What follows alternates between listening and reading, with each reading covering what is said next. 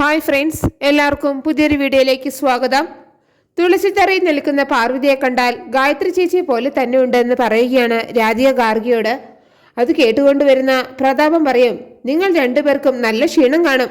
കാരണം രണ്ടുപേരും കുറെ അധ്വാനിച്ചതല്ലേ ആ പാർവതിയെ ഗായത്രി ചേച്ചി ആക്കാൻ. അപ്പോൾ ഗാർഗി പറയും, ഇവിടെ ഉണ്ടാകുന്ന പ്രശ്നങ്ങളുടെ എല്ലാം സൂത്രധാരൻ അങ്കിളാണെന്നേ എല്ലാവർക്കും അറിയാം. അത് മനസ്സിലായിട്ടും ഇവിടെ നിന്ന് അടിച്ചിറക്കാത്തത് ഞങ്ങളുടെ ഒരു ഔദാര്യമാണ്. സോറി, ഞങ്ങളുടെ അല്ല, പാർവതിയുടെ ഔദാര്യം. അതങ്ങള് മറക്കണ്ട. അപ്പൊ പ്രതാപം പറയും, ഞാനൊന്നും പെട്ടെന്ന് മറക്കുന്നവനല്ലടി, ആഗ്രഹിച്ച് നടക്കാത്തവനുമല്ല. അത് നിങ്ങൾക്ക് മനസ്സിലാകാൻ പോകുന്നതേ ഉള്ളൂ. ഇത് കേൾക്കുമ്പോൾ രാധിക ചോദിക്കും, നീ എന്താ പ്രതാപ ഭീഷണിപ്പെടുത്തുകയാണോ? നീ നിന്റെ പെങ്ങളും കൂടെ എന്തൊക്കെ കളി കളിച്ചാലും പാർവതി എവിടെ നിന്ന് ഇറക്കിവിടാമെന്ന് കരുതണ്ട. അപ്പോൾ ഗാർഗി ചോദിക്കും, നിങ്ങൾ ഡിവൈഎസ്പിയെ സ്വാധീനിച്ച് പാർവതി അറസ്റ്റ് ചെയ്തിട്ട് എന്ത് സംഭവിച്ചു? ഡിവൈഎസ്പിക്ക് മുകളിലും കുറേ സാറുമാരുണ്ട്. അവരെ ആരെങ്കിലും പാർവതി കാര്യം ധരിപ്പിച്ചാൽ നിങ്ങൾക്ക് അവൾ ഇറങ്ങി വന്നതുപോലെ ഇറങ്ങി വരാൻ കഴിഞ്ഞു എന്ന് വരില്ല. അത്രയ്ക്ക് ദ്രോഹമാണ് നിങ്ങളൊക്കെ കൂടെ ചെയ്യുന്നത്. അപ്പോൾ പ്രതാപം പറയും, പോലീസും ജയിലൊന്നും ഈ പ്രതാപന് പുത്തിരിയല്ല. ഇനിയും അങ്ങോട്ട് പോകാൻ എനിക്ക് ഒരു മടിയുമില്ല. പക്ഷേ ഇനി അങ്ങോട്ട് പോകുന്നത് എനിക്കെതിരെയുള്ളവരെ ഇല്ലാതാക്കിയിട്ട് തന്നെയായിരിക്കും എന്നും പറഞ്ഞ് പ്രതാപൻ അവിടെ നിന്ന് പോവുകയാണ്. അതേസമയം പാർവതി തുണികളെല്ലാം എടുത്ത് മടക്കി വയ്ക്കുകയാണ് കേട്ടോ. അപ്പോഴാണ് അവിടേക്ക് മണി വരുന്നത്. എന്നിട്ട് മണി ചോദിക്കും, എന്താ പാർവതി എന്നെ കണ്ടിട്ട് ഒരു മൈൻഡും ഇല്ലാത്തത്? നിനക്ക് എന്നോട് പിണക്കാണോ? അപ്പോൾ പാർവതി പറയും, പിണങ്ങാനൊക്കെ ഞാൻ ആരാണ്? എന്നോട് പിണങ്ങാനല്ലേ എല്ലാവർക്കും താല്പര്യം. അപ്പോൾ മണിക്കുട്ടൻ പറയും, എനിക്ക് പാർവതിയോട് ഒരു പിണക്കുമില്ല. പക്ഷേ പാറു എന്നോട് പിണങ്ങാനുള്ള കാരണം എനിക്കറിയാം. കുറച്ച് ദിവസമായിട്ട് ഞാൻ ഇങ്ങോട്ട് വന്നില്ല, അതല്ലേ ഈ പിണക്കത്തിൻ്റെ കാരണം. അപ്പോൾ പാർവതി പറയും, സത്യം അത് തന്നെയാണ്. നീ എവിടെയായിരുന്നു ഇതുവരെ? ഉദയന്നൂർക്ക് പോയതാണോ? അപ്പം മണി പറയും, ഞാനൊന്നും പോയിട്ടില്ല. കഥ നടക്കുന്നത് ഇവിടെയല്ലേ. കഥയോ? എന്ത് കഥ? അപ്പം മണി പറയും, പാർവതിയുടെ ജീവിത കഥ. അപ്പോൾ പാർവതി പറയും, ഇതാണോ മണി ജീവിതം? എല്ലാവരാലും വെറുക്കപ്പെട്ട് ഒറ്റപ്പെട്ട് കരയാൻ മാത്രം ജീവിക്കാനുണ്ടായ ഒരു ജന്മം. അപ്പം മണി പറയും, ഇതൊക്കെ ജീവിതത്തിൻ്റെ ഒരു ഭാഗമാണ് പാറു. ഗായത്രമ്മയെ പോലെ പാർവതി ആകണമെന്ന് ഗോപി സാർ പറഞ്ഞില്ലേ? അതോടെ പാർവതിയുടെ ജീവിതം ഒരു വഴിത്തിരിവിലെത്തിയിരിക്കുകയാണ്. അത് വേണ്ട വിധം വിനിയോഗിക്കണം. അപ്പോൾ പാറു ചോദിക്കും, അതിന് ഞാനിപ്പോൾ എന്ത് ചെയ്യണമെന്നാണ് മണി പറയുന്നത്? അപ്പോൾ മണി പറയും, ഇന്ന് ചെയ്തത് തന്നെ ആവർത്തിക്കുക. ഒരു കാരണവശാലും പഴയ പാർവതിയായി മാറരുത്. അപ്പോൾ പാർവതി ചോദിക്കും, അതിനിന്ന് ഞാൻ എന്താ ചെയ്തത്? അപ്പോൾ മണി പറയും, ഞാൻ ഇന്ന് പുറത്തു പോയിട്ട് വന്നപ്പോൾ തുളസിത്തറയ്ക്കടുത്ത് ഉദയന്നൂർ ദേവി നിൽക്കുന്നു. സൂക്ഷിച്ചു നോക്കിയപ്പോഴാണ് അത് പാറു ആണെന്ന് മനസ്സിലായത്. ഇത് കേൾക്കുമ്പോൾ പാർവതി പറയും, വിശാൽ സാറിനെ പോലെ നീയും എന്നെ കളിയാക്കാൻ തുടങ്ങി അല്ലേ മണിക്കുട്ടാ? അപ്പോൾ മണി പറയും, സത്യമായിട്ടും ഞാൻ പാർവതിയെ കളിയാക്കിയതൊന്നുമല്ല. ഗായത്രി അമ്മയുടെ വേഷത്തിൽ നിന്നെ കാണാൻ നല്ല ഭംഗിയായിരുന്നു.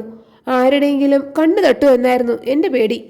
അപ്പോൾ പാർവതി പറയും, ദേവമ്മയുടെ സാരി ആഭരണങ്ങളൊക്കെ ഇട്ട് നിൽക്കാൻ എനിക്ക് ഒട്ടും താല്പര്യം ഉണ്ടായിരുന്നില്ല. അതൊന്നും തൊടാൻ പോലുള്ള യോഗ്യത എനിക്കില്ല. അച്ഛൻ്റെ ആഗ്രഹമായതുകൊണ്ടാണ് ഞാൻ അതിന് സമ്മതിച്ചത്. പിന്നെ വിശാൽ സാറ് നിർബന്ധിച്ചു. അപ്പോഴാണ് അവിടേക്ക് വിശാൽ വരുന്നത് കേട്ടോ. അപ്പോൾ വിശാൽ ചോദിക്കും, എന്നെക്കുറിച്ച് എന്താ ഈ പറയുന്നത്? പാരിതോഷണം വല്ലതും ആണോ? അപ്പോൾ മണിക്കൂട്ടൻ പറയും, പാരിതോഷണമൊന്നും അല്ല വിശാൽ സാറേ, പാർവതി വിഷമം പറഞ്ഞതാണ്. ഇത് കേൾക്കുമ്പോൾ വിശാൽ ചോദിക്കും, വിഷമമോ? എൻ്റെ പാർവതിക്ക് എന്ത് വിഷമമാണുള്ളത്? ഞാനത് ഇപ്പോൾ തന്നെ തീർത്തു കൊടുക്കാം. അപ്പോൾ മണി പറയും, പാർവതിക്ക് കുറേ വിഷമങ്ങളുണ്ട്. വിശാൽ സാർ എപ്പോഴും പാർവതിയുടെ അടുത്തേക്ക് വരുന്നില്ല, അതാണ് ആദ്യത്തെ വിഷമം. അപ്പോൾ പാർവതി മണിയോട് ചോദിക്കും, ഞാൻ നിന്നോട് എപ്പോഴാണ് മണി അങ്ങനെ പറഞ്ഞത്? അപ്പോൾ വിശാൽ പറയും, ഇതാ ഞാൻ അടുത്ത് വന്ന് നിന്നിരിക്കുന്നു. ഇനി നീ പോകാൻ പറഞ്ഞാലും പോകില്ല. നിന്റെ വിഷമം തീരട്ടെ. അപ്പോൾ പാർവതി പറയും, ഞാൻ അങ്ങനെയൊന്നും പറഞ്ഞിട്ടില്ല വിശാൽ സാർ, മണി കള്ളം പറയുന്നതാണ്. അപ്പോൾ മണി പറയും, അല്ല വിശാൽ സാറേ, പാറു അത് പറഞ്ഞത് തന്നെയാണ്. അപ്പോൾ വിശാൽ ചോദിക്കും, മണി നിന്റെ പാറുവിൻ്റെ വേറെ എന്ത് വിഷമമാണുള്ളത്? അപ്പോൾ മണി പറയും, അത് പറയാൻ എനിക്ക് നാണാണ്. അപ്പോൾ വിശാൽ പറയും, നാണിക്കാതെ പറ മണിക്കൂട്ടാ. അപ്പോൾ മണി പറയും, വിശാൽ സാറ് പാറുവിനെ കെട്ടിപ്പിടിക്കാത്തത്. ഇത് കേൾക്കുമ്പോൾ പാർവതി പറയും, ഈ മണി എന്തൊക്കെയായി പറയുന്നത്? അനാവശ്യം പറഞ്ഞല്ലേ, ഞാൻ നിന്നോട് മിണ്ടില്ല മണിക്കൂട്ടാ. എന്നിട്ട് വിശാലിനോട് പറയും, ഈ മണി വെറുതെ പറയുന്നതാണ് വിശാൽ സാറേ, ഞാൻ അങ്ങനെയൊന്നും പറഞ്ഞിട്ടേ ഇല്ല.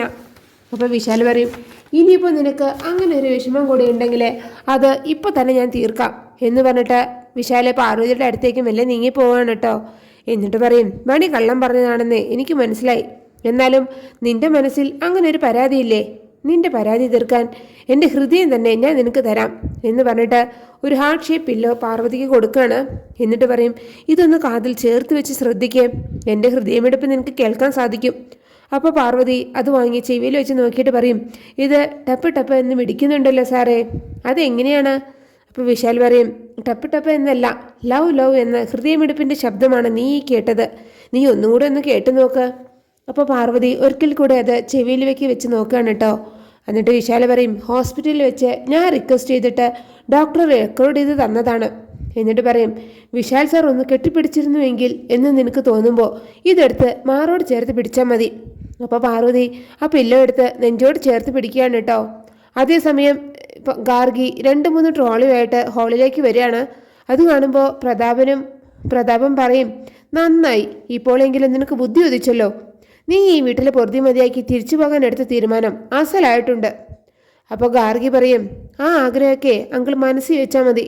ഈ ലഗേജ് ഒന്നേ എൻ്റെ അല്ല, ആ ജാസ്മിൻ്റെയാണ്. ഇത് കേൾക്കുമ്പോൾ ജിതിൻ ചോദിക്കും, ജാസ്മിൻ്റെ ലഗേജ് എന്തിനാണ് ഇവിടെ കൊണ്ടുവച്ചത്? ആരാണ് ഇത് ഇവിടെ വെച്ചത്? അപ്പോൾ ഗാർഗി പറയും, ഞാനാണ് ഇതെല്ലാം എടുത്തുകൊണ്ട് വന്നത്. ഇതൊന്നും ഇവിടെയല്ല, ഔട്ട് ഹൗസിലാണ് കൊണ്ടുവയ്ക്കേണ്ടത്. അതിന് എനിക്ക് സൗകര്യമില്ല. ഇന്നു മുതൽ ജാസ്മിൻ്റെ താമസം അവിടെയാണ്. അപ്പോൾ പ്രഭാവതി ചോദിക്കും, അത് നീയാണോ ഈ തീരുമാനിക്കുന്നത്? വെറുതെ ആളാവാൻ നോക്കരുത് ഗാർഗി നീ. അപ്പോൾ ഗാർഗി പറയും, ഞാൻ ആളാവാൻ നോക്കിയതൊന്നും അല്ല അമ്മേ. എഗ്രിമെൻ്റ് പ്രകാരം ജാസ്മിൻ്റെ താമസം ഔട്ട് ഹൗസിലും പാർവതിയുടെ താമസം ഇത്രയും ദിവസം ജാസ്മിൻ താമസിച്ച റൂമിലുമായിരിക്കും. ഇത് കേൾക്കുമ്പോൾ ജിതിൻ പറയും, ഔട്ട് ഹൗസിൽ താമസിപ്പിക്കാമെന്ന് പറഞ്ഞിട്ടൊന്നുമല്ല ആൻറ്റി എൻ്റെ അനിയത്തിയെ ഇങ്ങോട്ട് കൂട്ടിക്കൊണ്ടു വന്നത്. എൻ്റെ അനിയത്തിയെ ഔട്ട് ഹൗസിൽ താമസിപ്പിക്കാൻ ഞാൻ സമ്മതിക്കില്ല. അപ്പോൾ ഗാർഗി പറയും, അതെ, എഗ്രിമെൻ്റ് സൈൻ ചെയ്യുന്നതിന് മുമ്പ് ആലോചിക്കണമായിരുന്നു. എന്നിട്ട് ജാസ്മിനോട് വേഗം ഈ സാധനങ്ങളൊക്കെ എടുത്ത് സ്ഥലം കലയാക്കാൻ പറയാൻ കേട്ടോ. അപ്പോൾ സുശീല ആൻറ്റി വിശാലിനോട് ചോദിക്കും, ഇതൊക്കെ കേട്ടിട്ട് നീ എന്താ വിശാൽ ഒന്നും മിണ്ടാതെ നിൽക്കുന്നത്? നിന്റെ വുഡ്ബിയോടാണ് ഇവൾ ഔട്ട് ഹൗസിൽ പോയി താമസിക്കാൻ പറയുന്നത്. അപ്പോൾ വിശാൽ പറയും, ഞാൻ പറഞ്ഞില്ലേ ആൻറ്റി, ആ എഗ്രിമെൻ്റ് കാര്യത്തിൽ ഞാൻ ഇടപെടില്ല എന്ന്. ആ എഗ്രിമെൻറ്റിൽ എഴുതിയത് കണ്ടിട്ടല്ലേ സൈൻ ചെയ്തിട്ട് പിന്നെ വർത്തമാനം പറയുന്നത് മര്യാദകേടാണ്. അപ്പോൾ സുശീല ചോദിക്കും, ജാസ്മിൻ ഔട്ട് ഹൗസിലേക്ക് താമസം മാറണമെന്ന് തന്നെയാണോ നീയും പറയുന്നത്? അപ്പോൾ വിശാൽ പറയും, അല്ലെങ്കിൽ അമ്മ ഒപ്പിട്ട ആ സിഗ്നേച്ചറിന് ഒരു വിലയും ഇല്ലാതാവില്ലേ? അപ്പോൾ ഗാർഗി ജാസ്മിനോട് പറയും, പാർവതി സമ്മതിച്ചാൽ നിനക്ക് നിലവിലുള്ള സ്തുതി തുടരാം. അതായത് നീ ഇപ്പോൾ താമസിച്ച റൂമിൽ തന്നെ തുടരാം. പക്ഷേ എന്നെ ആ റൂമിലൊന്ന് താമസിപ്പിക്കാൻ സമ്മതിക്കണേ എന്ന് നീ പാർവതിയോട് റിക്വസ്റ്റ് ചെയ്യണം. ഇത് കേൾക്കുമ്പോൾ പ്രതാപൻ പറയും, അപ്പോൾ ജാസ്മിൻ പാർവതിയുടെ കാല് പിടിക്കണം എന്നാണ് ഗാർഗി പറഞ്ഞതിൻ്റെ അർത്ഥം അല്ലേ? അപ്പോൾ പ്രഭാവതി വിശാലിനോട് പറയും, നീ വിവാഹം കഴിക്കാൻ പോകുന്ന പെൺകുട്ടിയാണ് ജാസ്മിൻ. അവൾക്ക് ഒരു മാനക്കേടും വരാതെ നോക്കേണ്ടതേ നിന്റെ കടമയാണ്. അപ്പോൾ വിശാൽ പറയും, ഞാൻ ആ റൂമിൽ താമസിക്കട്ടെ എന്ന് പാർവതിയോട് ചോദിക്കുന്നത് അത്ര വലിയ മാനക്കേടാണോ അമ്മേ? വെറുതെ ഒന്ന് ചോദിച്ചേക്ക്, ആവശ്യക്കാരന് ഔചിത്യമില്ല എന്നല്ലേ? ഇത് കേൾക്കുമ്പോൾ അവർക്കൊക്കെ വലിയ ദേഷ്യം വരികയാണ് കേട്ടോ. അങ്ങനെയാണ് ആ എപ്പിസോഡ് അവസാനിക്കുന്നത്. നിങ്ങൾക്ക് എൻ്റെ റിവ്യൂ ഇഷ്ടമായാൽ മറക്കാതെ എല്ലാവരും ലൈക്കും സബ്സ്ക്രൈബും തന്ന് എന്നെ ഒന്ന് സപ്പോർട്ട് ചെയ്യണേ പ്ലീസ്.